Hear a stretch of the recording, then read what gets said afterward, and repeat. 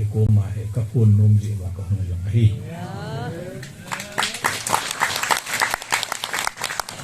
Manipur government hin lung hein anh ấy rằng Kuki te photo na lung thim anh này thì nó dingin Kuki chen na zo se tul hani sim som jing ka lang som la khat ting le I chen now mona hi play card ikidomova non-violence procession ichiwa ito kibang set ani hula pung kibang chenahi Delhi Kuki inpi KSO Kuki inpi makaina sister tribes akititing le mar paite chuchi khachi tribe ho jo sito chini khumama chule ki zon namding jantar mantar ake form diu press conference abol diu Prime Minister, Home Minister, Minister Environment Forest, Tribal Affairs Minister, Chairman National Commission for Scheduled Tribe, Changsu Memorandum paid. Eho area chu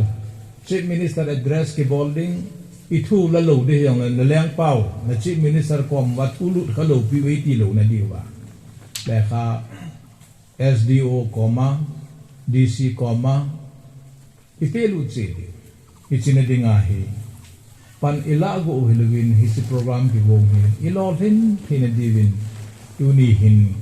Kuki nampi taw na ni Houlim gil ta achidinga long itaw di katima no mo hi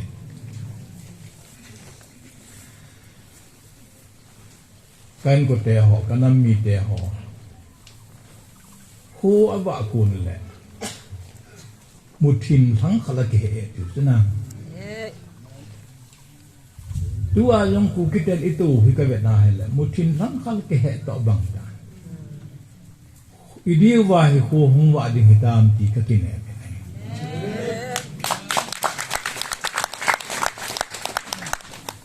achai nan muwan lai alha tin hoi lo ting song kol sela mi mu pha lo na koi man su boi lo na ding muna akiselin alhamun atin ho abot doin khi kai zen